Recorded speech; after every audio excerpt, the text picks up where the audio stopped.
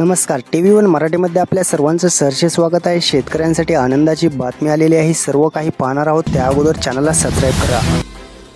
उत्तर कोकण, उत्तर महाराष्ट्रात पावसाची शक्यता। येत्या 2 दिवसात उत्तर कोकणात पावसाची शक्यता। सरकार विकते 24 रुपयाने कांदा, भाव नसल्याने शेतकरी मात्र अडचणीत। देशात 11 महिन्यात धान खरेदी 4% अधिक, अतिरिक्त साठा विकण्याची सरकारची तयारी। आयातीवर 50% शुल्क लावण्याची उद्योगांची मागणी। पिवळ्या वाटाण्याने पाडले तूर, मसूर, हरभऱ्याचे भाव। बाबा वेंगाची मोठी भविष्यवाणी। भारत, पाकिस्तान आणि अमेरिकात आपत्ती येणार।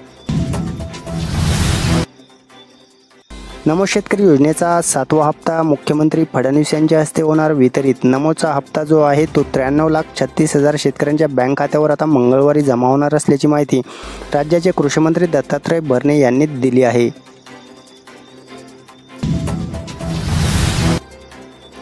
राज्यात खरीप पिकांना मुसळधार पावसाचा तडाखा, शेतकरी आर्थिक संकटात। शेतकरी उत्पादक कंपन्यांच्या विकासात महाराष्ट्र अव्वल स्थानी, मध्य प्रदेश दुसऱ्या स्थानावरती।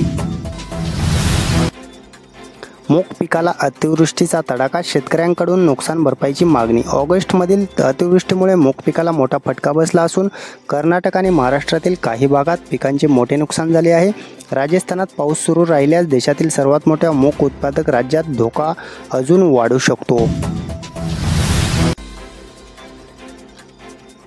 बॉलिवूड अभिनेता अक्षय कुमार यांनी पंजाब पूरग्रस्तांसाठी दर्यादिल दाखवत 5 कोटींची मदत जाहीर केली आहे। त्यांनी सांगितलं की हे दान नसून ही सेवा आहे आणि मदत करण्याची संधी हीच खरी प्रतिष्ठा आहे। त्यांनी प्रार्थना केली आहे की आपत्तीग्रस्त लवकर प्रभावितांना दिलासा भेटो। दगडूशेठ गणपतीचा वर्ल्ड रेकॉर्ड, वर्षभरात सर्वाधिक भाविकांनी दिली भेट। हैदराबाद गॅजेट स्वीकारण्याबाबतचा शासन निर्णय सरसकट कुणबी आरक्षणाचा नसून पुराव्यांसाठीचा आहे। त्याने ओबीसीवर कोणताही परिणाम होणार नाही, मुख्यमंत्री देवेंद्र फडणवीस यांची महत्त्वाची माहिती।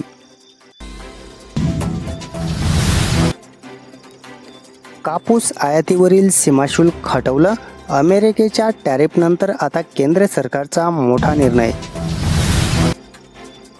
पंजाबचे मुख्यमंत्री भगवंत मान यांची प्रकृती बिघडली, उपचारासाठी रुग्णालयात दाखल। नव्या जीएसटीची घटस्थापना, आता 5 आणि 18% द्विस्तरीय रचना। महाराष्ट्राच्या सागरी हद्दीत 600 चिनी जहाजासह परप्रांतीय बोटींची घुसखोरी। मोफत पीठ गिरणी योजना महिलांसाठी संधी, आजच अर्ज करा। राज्य सरकारने ग्रामीण व शहरी महिलांसाठी आता मोफत पीठ गिरणी योजना सुरू केली आहे। या योजनेच्या माध्यमातून महिलांना घरच्या घरी पीठ गिरणी। मराठा समाजानंतर आता ओबीसी समाजासाठी सुद्धा उपसमितीची स्थापना, राज्य मंत्रिमंडळ बैठकीत घेण्यात आला मोठा निर्णय।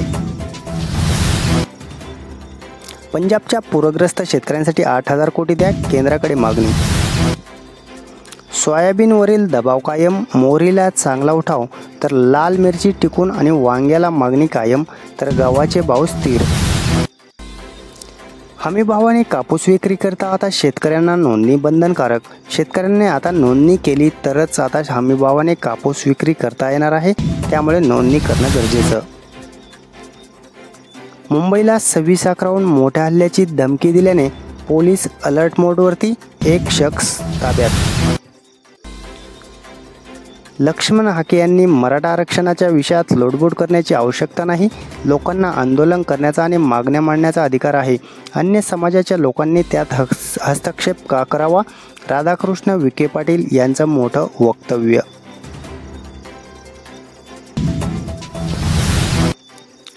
नाफेड आणि NCCFचा कांदा सप्टेंबरमध्ये येणार बाजारात।